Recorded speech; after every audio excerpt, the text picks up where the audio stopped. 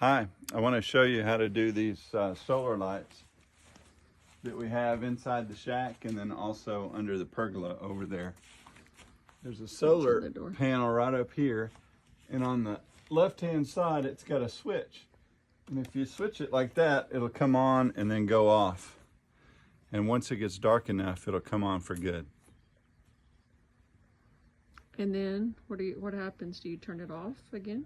Yeah, once you're finished, then you just reach up and you push it toward the middle of the solar panel, and that turns it off. Oops. That button right there on the left above the cord.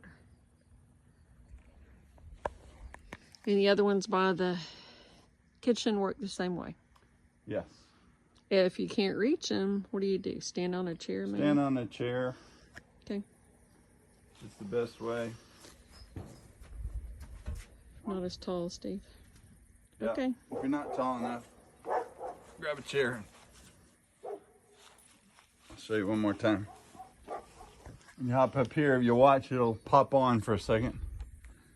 Then it'll go off until it's dark enough.